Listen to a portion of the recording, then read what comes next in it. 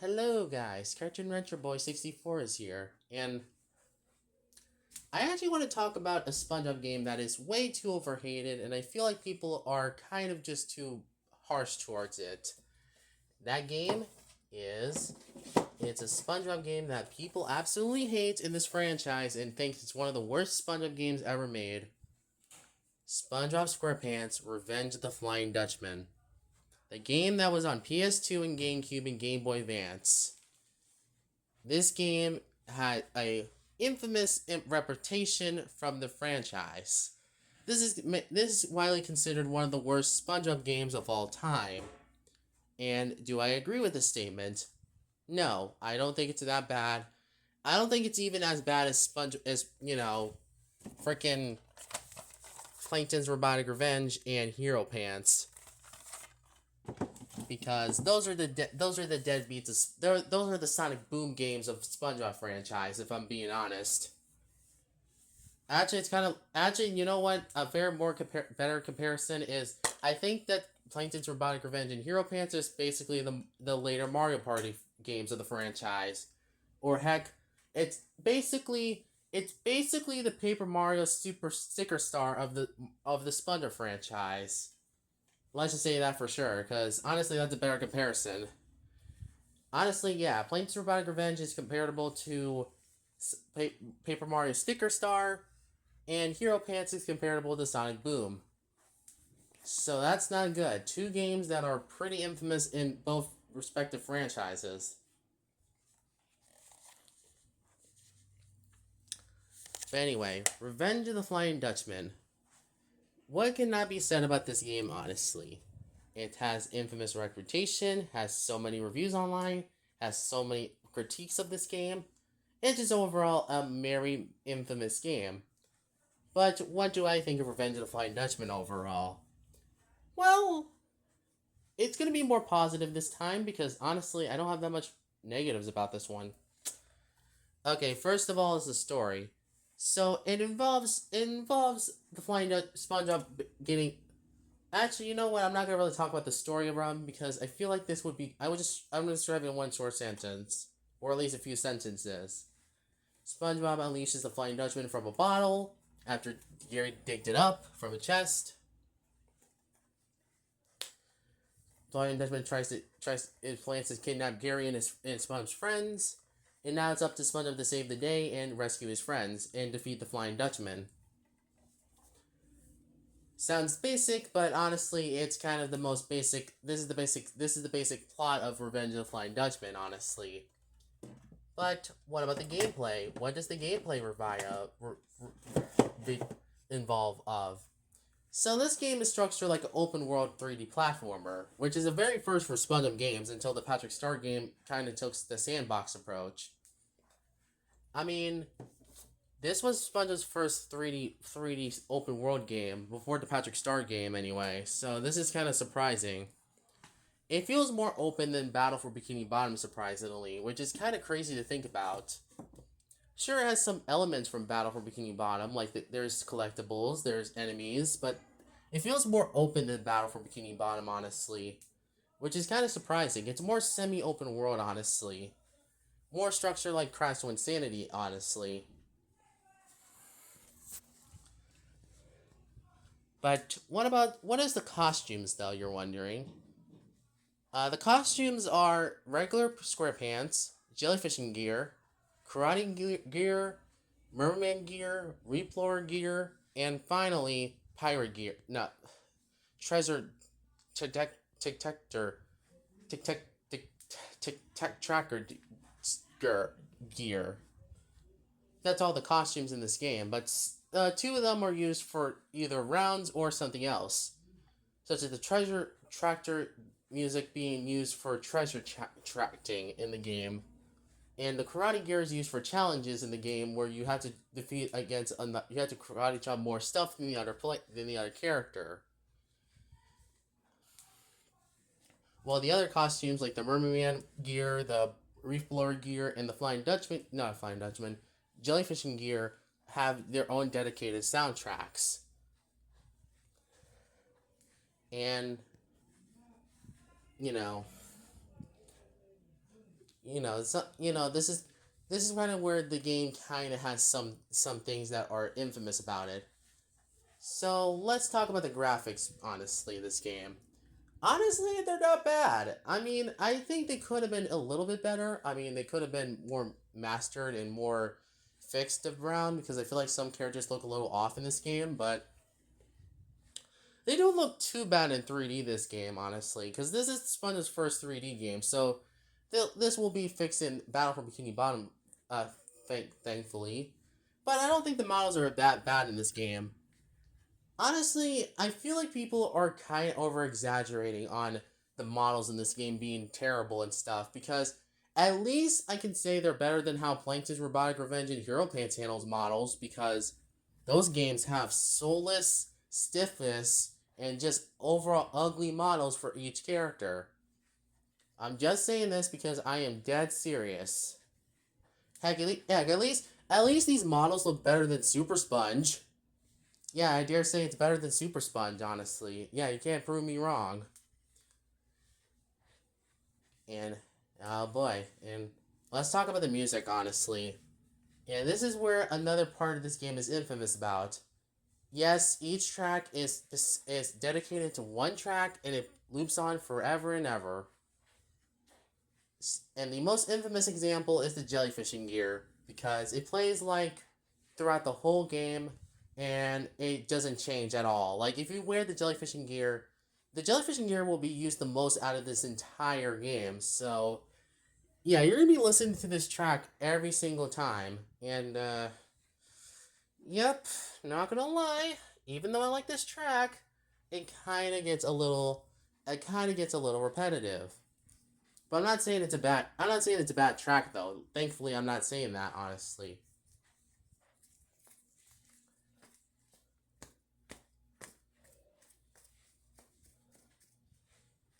I mean, if I'm being honest, if I'm being honest right now, that there's been much better, things, I'll be honest, but oh well. Anyway, um I I actually have something to say about I actually have something to say about the soundtrack overall, honestly, in my opinion. It's not a bad soundtrack, if I'm being honest. Like, I do think I could see why some people don't like these tracks, but I personally think they're underrated, honestly. And yes, I do see why the jellyfishing gear can get annoying, but honestly, the jellyfishing gear is actually probably my favorite track of the game, honestly. It's too catchy on the ears, honestly, if I'm being honest. Now, let's talk about voice acting, actually, too. The voice acting in this game is perfectly fine. Like, it does sound like the classics, the first three seasons, of course. I mean, unlike Battle for You know what's kind of weird though is that Battle for Bikini Bottom, for some reason, doesn't sound like the original first three seasons. It sounds very high pitched and stuff, which is kind of noticeable when Battle for Bikini Bottom in the first movie came out years apart and they sound exactly similar. Where Sponge's voice is very high pitched in these two media pieces of the show. So that's not a really good sign, honestly. I mean, at least yeah. I know Tom Kenny likes to do his voice still, but still, you know what I mean. Anyway, I mean, yeah, they still sound like season three compared to like the Battle for Bikini Bottom, which I swear, Sponge's voice and some of the other characters sound like season four onwards, honestly, which is very crazy, and it sounds also like the first movie, honestly. So yeah, that's kind of telling that the voicing sounds very high pitched after this game, honestly. And this is unfortunate for Battle for Bikini Bottom because I thought originally these voices were actually from the first three seasons, actually, but no, they feel like the first movie onwards, honestly.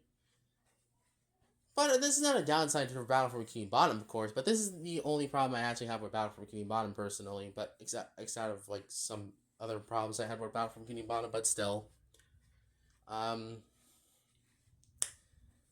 Let's see. What else do I can say about this game? The enemies in this game are not very good, honestly, in my opinion. They're too easy to defeat, and I don't think they're very hard to beat.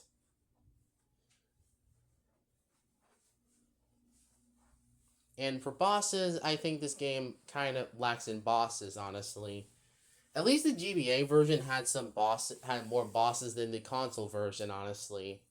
I mean, there was the Alaskan Bullworm, there was the Flying Dutchman himself, there was Plankton's Robot, etc.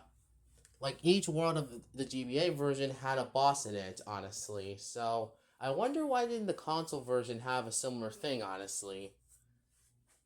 Actually, you know what's kind of crazy about the GBA version? It has rock bottom, but not the console version had rock bottom. That is crazy to think about, honestly. Like, I wonder why didn't they just have rock bottom as a location in this game?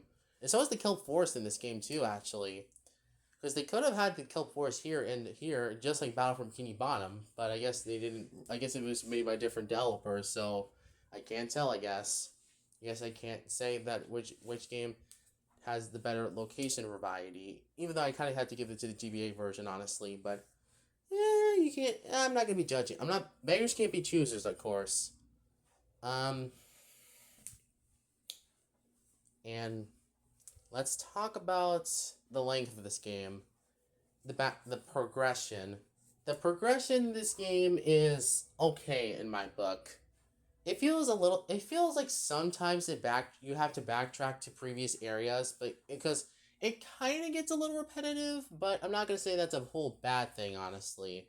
Hey, it's better than how the movie game handled the whole token progression crap. I mean, seriously.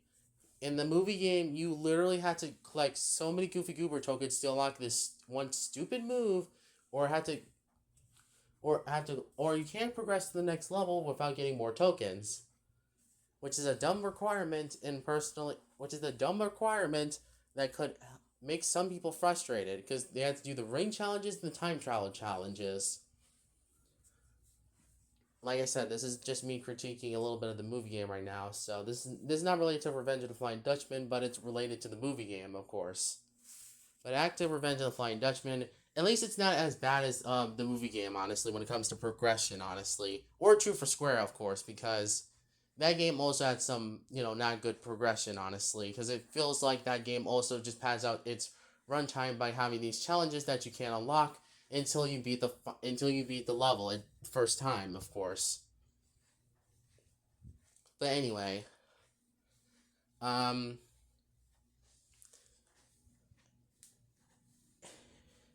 this game. What's my problem with this game, though? Personally, okay, let's talk about. Okay, so my first problem with this game is that it's too short.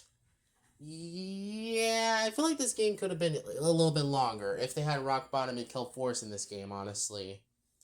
Considering the GBA version has those levels in the game. In that version of the game, of course. Two is that there's not too many bosses in this game. Because the only boss in this game is actually the Flying Dutchman himself, and that's really it. Three is that the game kinda backtracks a little too much, honestly. And like I said, it kinda gets repetitive a little bit, not gonna lie. Number four is the jellyfishing challenge. Yeah, I feel like this challenge could have been a little bit executed more. If there was 100 jellyfish you had to collect, then they could have had 100 jellyfish in one area or something like that. But I feel like that would broke the... I forgot. That would broke the game's AI system. UI system, basically. So that I guess I can see why they didn't want to do that. I mean, if they want to have 100 jellyfish, then they could have done that for the challenge. Or they could have had a mini game that was filled with 100 jellyfishes, so you had to collect them in a time limit and stuff. I think that would have made more sense, considering the GBA version has a whole jellyfishing challenge in one of the levels. So I kind of wonder why didn't they just do that, honestly. It kind of shows the GBA version is kind of better than the console game, though.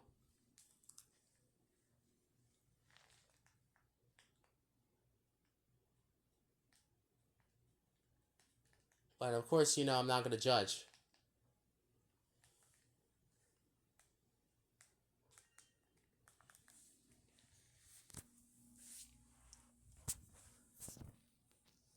Okay, what else can I say about this game, honestly? Um, and I think another problem I have with this game is probably the PS2 version overall, because even though it's the best looking version of this game, it has some problems because it has a whole save file glitch thing, and I will admit this kind of breaks the game a little bit, honestly, from being any higher than a 6 out of 10 for me. And I think this specific version of the game kind of ruins it a little bit. So yeah, I'm not gonna lie. This version kind of makes the Revenge of the Flying Dutchman look a little bit unfinished, to be fair. And number, I guess number 6, I guess I can say, is maybe that the game could have been a little bit. Is maybe the game could have had better physics and stuff and better enemy variety. Because looking at Battle for Bikini Bottom, the movie game, and True for Square, those games had better enemy variety. Honestly, so yeah, it's got, and also Creature from the Crab 2. Actually, that game also had some different enemy variety that made them different from each other. But Revenge of the Flying Dutchman unfortunately has clowns, which is kind of the most uninteresting enemies you can think of in a SpongeBob game, honestly. Well, one of the most uninteresting, because it's at least not as bad as how you had to defeat sea creatures in Super Sponge, or you had to defeat robots again in Robotic Revenge, or enemies that look like different objects in Hero Pants. So yeah, at least it's not as bad as those games, honestly.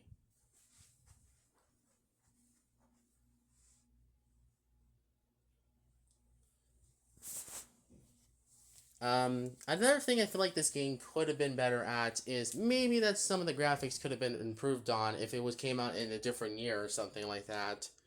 Maybe if this game came out in 2003, this could have easily been more baked, I think.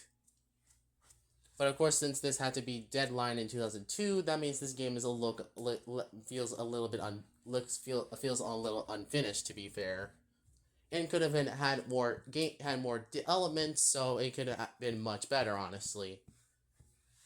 I mean, I'm thankful that they made Battle for Bikini Bottom, honestly, because this game is kind of one of those SpongeBob games that, even though I do enjoy it, it doesn't live up to the hype. It doesn't live up to the hate it deserves, honestly. Even my friend Ultimate Frozen Fan pointed out in this live stream that Revenge of the Flying Dutchman is not that bad of a game, honestly. And I have to agree with him, honestly. I feel like people are just over exaggerating how bad this game is, honestly. I understand that some people are different from us too, but still. Actually, you know what? I'm gonna say this right now. Revenge of the Flying Dutchman is comparable to Sonic 06. Because it has some similarities of being broken, has being unfinished, and has writing that is not very great. Well, actually, no. That feels like a very weird comparison, because Sonic 06 is more infamous because that game has so many other issues that it presents for Sonic fans, and that game also kind of is like one of those really infamous Sonic games, and one of the worst ones that people they say. While Revenge of the Flying Dutchman is kind of the same boat. The game is infamous, has unfinished graphics, not finished gameplay, has backtracking, has music that can get a little repetitive, and kind of also has a lot of things that that kind of feels very similar to Sonic 06 deal. But you know what? Despite that, I think I prefer it over Sonic 06. Actually, no, I kind of prefer Sonic 06 over Revenge of the Flying Dutchman, honestly. Yeah, that's an unpopular opinion, but I like Sonic 06 perfectly fine. But I will admit, yes, Revenge of the Flying Dutchman is not a good game. Like, it's not a great game and stuff. Like, I understand that there's people who hate it, and I understand why they hate it, but please don't treat it like it's the worst game ever. Please don't treat it like that. I mean, go hate Super Sponge more, or Robotic Revenge, or Hero Pants, honestly. those games deserve more hates because those games feel like the death of SpongeBob games, honestly. And those games are horrible in general. So yeah, I'm just saying that because I feel like that's the truth, honestly. Now, what's my overall rating of Revenge of the Flying Dutchman? Oh yeah, I forgot to mention. I heard this game had a bad had the game developer Big Sky Studios shut down because of THQ Nordic's bad decisions sometimes. For example, THQ got ticked off that one of the employees had to go to a funeral funeral. Like, I don't know why would they get mad about that. And also, THQ blacklisted THQ blacklisted Big Sky Studios or Big Sky Interactive for now wanting to become Big Sky Interactive for now wanting to become a division of THQ, which is kind of sad. And I feel bad for Big Sky Interactive, honestly. So yeah, that's kind of sad.